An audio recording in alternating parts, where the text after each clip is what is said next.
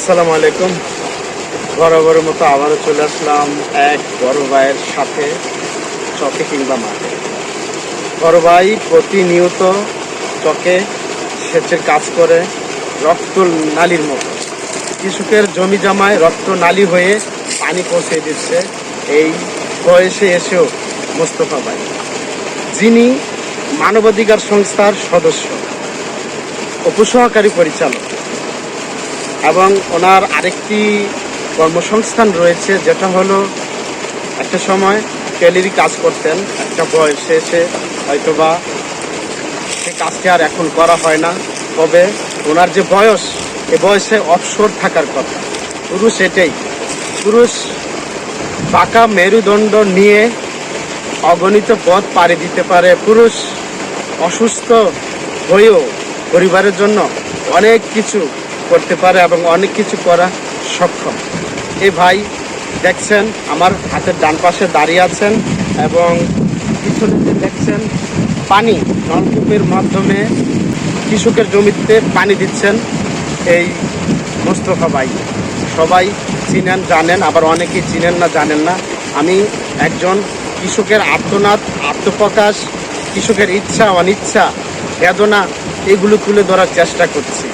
কারণ একটি মানুষ চিন্তা ভালো থাকা, ভালো রাখা, কর্মসংস্থান, আত্মকর্মসংস্থান, ছেলে মেয়েকে ভবিষ্যৎ এবং বাসস্থান জোগাড় করাই একটি মানুষের মৌলিক একটি যুদ্ধ হয়ে থাকে।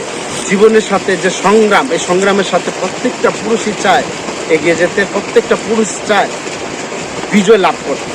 তারপরেও একটা সময় এসে প্রত্যেকটা পুরুষের মধ্যেই অনেক পুরুষ পরাজিত লাভ করতে হয়। কারণ পুরুষ পরিবার বর্গের জন্য একটা সময় অনেক কিছু করার পরও জীবনের ক্লান্তি লগ্নে এসে, জীবনের শেষ মুহূর্তে এসে পুরুষ মূল্যায়ন পায় না পরিবারের কাছে, পরিবারের মানুষের কাছে। যাযাবরের মতো দূরপ্রবাসে থাকতে হয়, অগণিত পথ পাড়ি দিতে হয়, খাল বিল নদী নালা রোদে পুড়ে বৃষ্টিতে ভিজে কাজ করতে হয় সংসারের জন্য। সেই সংসারের মানুষগুলো একটা সময় এ পুরুষ মানুষকে বুঝতে চায় না, চিনতে চায় না, প্রাধান্য দেয় না। এখন আমি যাব সদ্য বড় ভাই, যিনি জাতীয় মানবাধিকার সংস্থার উপসহকারী পরিচালক, তার কাছে যাব। কেমন আছেন ভাই? আলহামদুলিল্লাহ, ভালো আছি। এই যে চকে চলে আসলাম আপনার সাক্ষাৎ জানিয়ে, এই ভর দুপুরে আমার আশেপাশে আমি কাউকে দেখতে পাচ্ছি না আপনাকে ছাড়া। আমাদের সামনে অনেকগুলো জমি দেখছি ফাঁকা রয়েছে, চাষবাস হচ্ছে না। এটা কি কারণ? এটার কারণ হইল যার জমিন সে করে না, আর জমিনে এটি হইল নদী নালার যায় ঝামেলায় তসারিংয়ে জমিন মারি খায়। কি করে জমিনের কস্তুরে উঠে জমি নদীর থেকে এই জমিন মারি খায়। আর এই জমিন প্রতিষ্ঠার উদ্দেশ্য হইল যার জমিন সে করে না, আর গভর্নমেন্ট পয়সা দিয়ে কিনা পালায় রাখে, কিন্তু তারা তো আর এটি করে না। না করলে এই জমিনগুলি পতিত থাকে।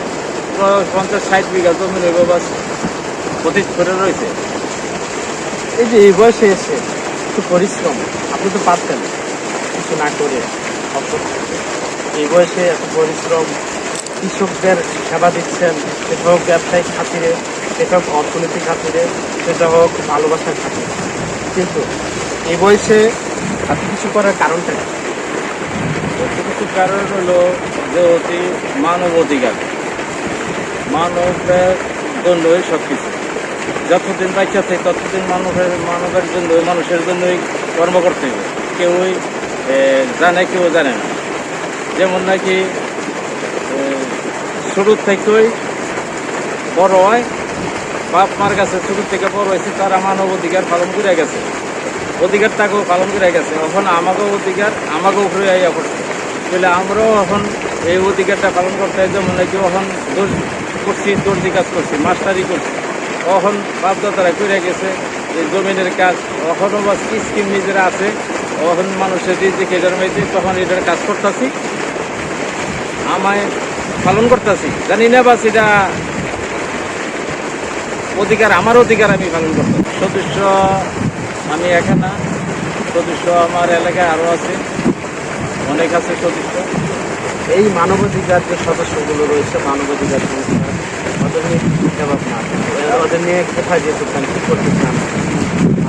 এগরে নিয়ে কিন্তু আমি যেতেছি আরও এটাকে বড় ধরনের কাজ করার জন্য, মানুষের সেবা দেওয়ার জন্য। বহরমপুর আছে যেমন আস্তে আস্তে শুরুর দিকে বড় হয়, আমি ওইটা চিন্তা একটা সারা গাছ লাগাইছি, এই গাছটা বাঁচবো, এটা ফল দিব, আস্তে আস্তে বড় হইব। আমিও চেষ্টা আছি এটাতে উচ্চতায় যাওয়ার জন্য, আগে আগে চেষ্টা করে।